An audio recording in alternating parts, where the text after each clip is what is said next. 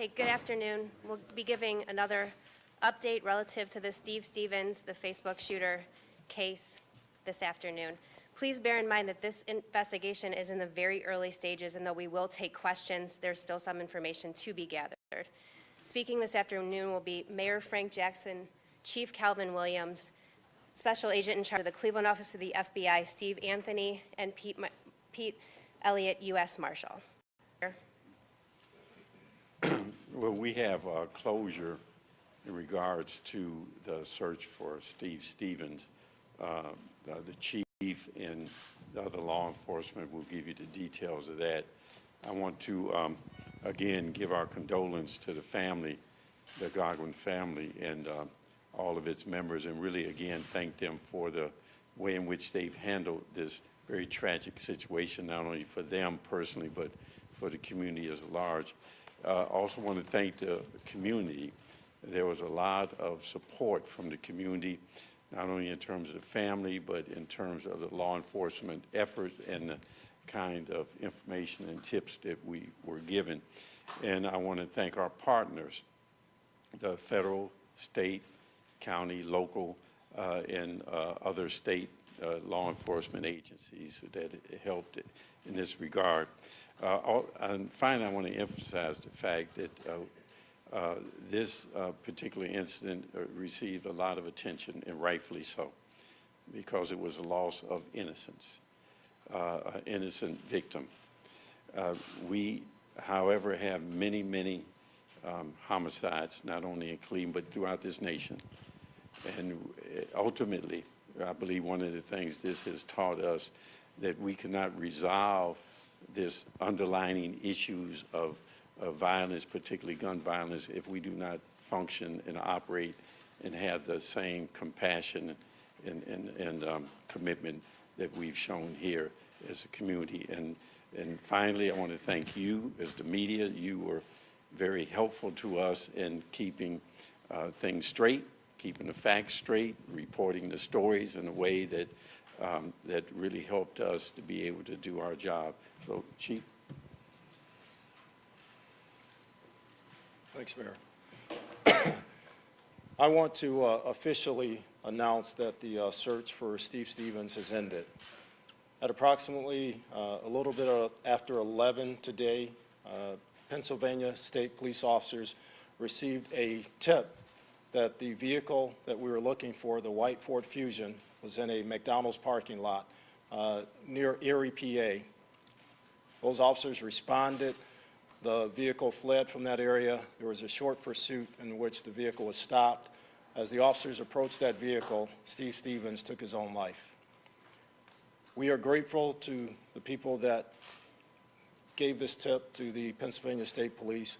We're grateful that this has ended. We would prefer that it had not ended this way, because there are a lot of questions, I'm sure, that not only the family but the city in general would have had for Steve as to why this transpired. Again, our condolences are still with the family of Mr. Godwin, and you've all heard them on the news lately. They were forgiving, excuse me, they were forgiving of Steve for committing this atrocious act, and then we need to follow their lead. As the mayor stated, there are other victims in this city and around this country, and we continue to work hard to bring closure to those families also. There are a lot of things about this that we don't know, a lot of circumstances that we're still gathering. As Detective Chotch said, Sergeant Chotch, I'm sorry, stated, we're in the early stages of this. It's been probably less than an hour since this transpired. So as we get that information, we'll get it out. But I know that my partners here, Steve and Pete, would like to come up and say a couple words. Steve?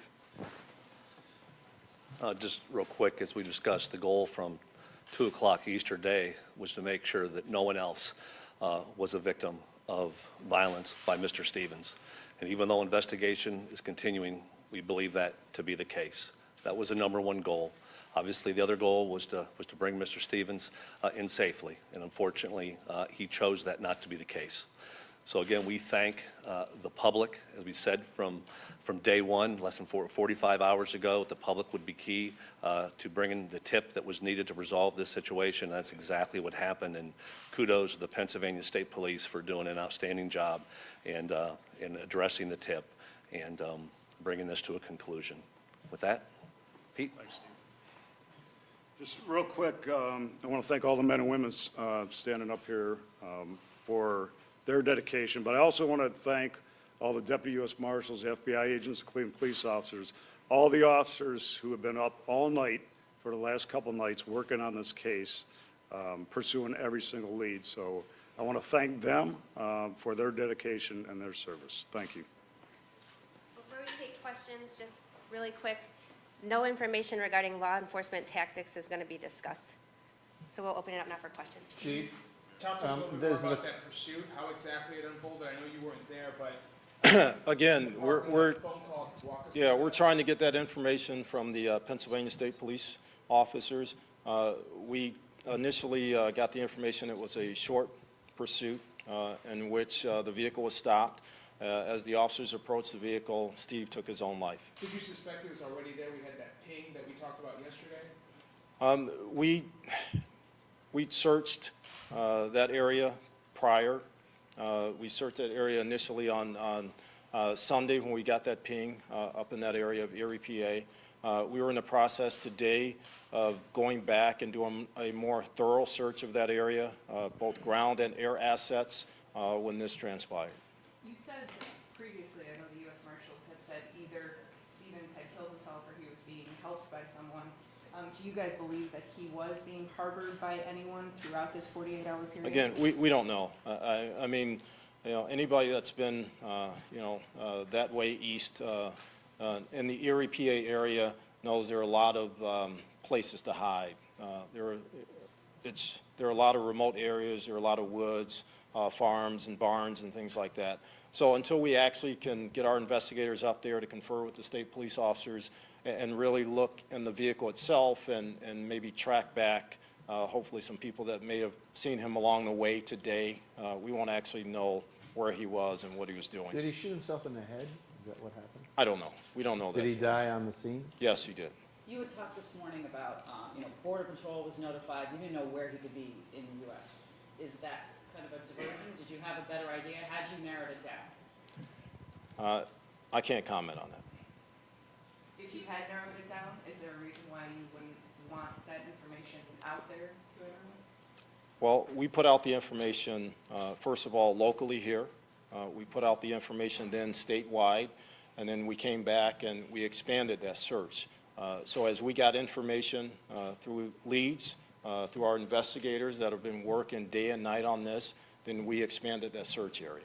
Chief, is there any information prior to Erie where he was? Not that we have right now. Does he have any ties there that you know? Not that we know of right now, but again, we're taking a slow, cautious approach with this right now. We're making sure that we go back and retrace as much as possible. There may be connections that we don't know about, and if people in that area have maybe seen him and not put two and two together over the last couple of days, we're still encouraging them to call that FBI tip line. So this was a private citizen who called like 911? Again, I don't know. When we get that information, we'll get it out to you guys. Is there a higher level of alert in Erie because of that thing? I wouldn't say a higher level of alert, but we did have people actually on the ground in that area on several occasions looking at not only the surrounding area, but that immediate area for the ping. Have you had a Cleveland police presence in Erie since Sunday? No, not a Cleveland police presence, but our federal partners were engaged in that area. Are you guys disappointed? Have you done anything to alter his appearance, for instance, shaving his hair? Again, I don't know. This happened, again, less than an hour ago. So our investigators are on their way now. We have several of our federal partners already there conversing with the state police in Pennsylvania. And as soon as we get all those details, we'll definitely push that back out. Have you spoken with the family, with Mr. Brown? We've spoken with all the families involved, all the people that are really involved in this case. They've been notified, and we ask that you guys give them a little space in this. because for them, it's not over. So we ask that you give them some space. Are you guys disappointed that it ended this way? I know you touched on it a little bit, but how disappointed are you? Well, I mean, this started with one tragedy and ended, with another person taking their own life. And loss of life is a loss of life. We would like to have brought Steve in peacefully and really talk to him to find out exactly why this happened, because there may be other people out there that are in similar situations that we can help by finding out why he did what he did and what kind of drove him to this. And we talked about this a little bit a couple days ago. If there are people out there that are in what we call sometimes a dark place, or they think they need help, they need to reach out and call. They can call the Division of Police, and we can forward things to our Adams Board, our mental health community here in Northeast Ohio. But if you're feeling, not quite right, and if there are things going on in your life that you need assistance with, you need to reach out and call somebody, and we'll get you that help. The Pennsylvania police said it was a brief pursuit. Do you know what the definition of brief is in this context? Short. A block? I don't have the exact measurements, but that's the same information we got. Was it was it a short police pursuit. cruiser Yes. with lights and on the whole 9 yards? Yes. Yes, that's the way they're equipped. Do you know anything about the minutes before that? Was he eating at that McDonald's? Or No, we don't have that information. Again, as soon as we get the real finite details of this, we'll get it out to everybody. We'll be talking with the Office of Public Affairs there too, to make sure that we have all the pertinent information to be able to give you guys a little bit more of an update. Like we said, very early in the investigation, the Joint Information Center for Media is still open, and it'll stay open. And as we have more information and it's timely, we'll continue to put that out. So thank you. And one thing before we leave, the marshal hit on it. There were dozens and dozens of officers, not just here in Cleveland, but around this country involved in this. And I definitely want to thank them. I don't think we could have gotten to a resolution this quickly without their help, and definitely without the public's help. That's always crucial in incidents like this. So I want to thank our men and women out there in law enforcement, and definitely thank the people around the country that called in, again, almost 400 tips on this that we had to follow up on. And that just shows the vigilance of the people in this country. Did the partnerships created by the RNC help you to be able to mobilize quicker with federal resources, FBI, U.S. Marshals? Well, the RNC was a big test for us, but we had these partnerships long before the RNC. I mean, I've known Steve for over 10 years. I've known Pete for over 15 years. Eric from ATF, Drew. I mean, we've worked together in the city for the last 20 years. So a lot of people talked about us coming together. We're always together. I call these guys and they're there just like that, and vice versa. So there is no disconnect with law enforcement here in Northeast Ohio. Do you worry with all the attention that has gotten this high-profile case that there could be a ripple effect that other people might be encouraged? No, we're not. We're not even putting that energy out there. I think everybody has learned from this. I think the people on social media kind of know the power, and I think they know the harm it can do. So we've talked before about people not living their lives on social media and being truthful in social media and not harming people via social media. And, this is a prime example. This is something that should not have been shared around the world, period.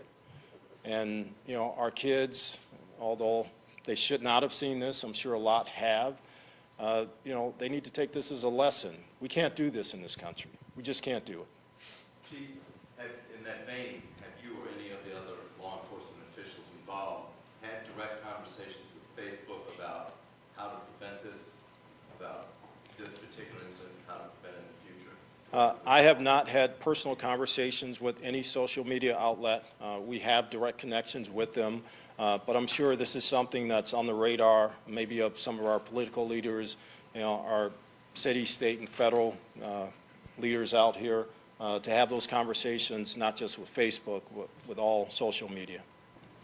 All right, thank you. Thank you.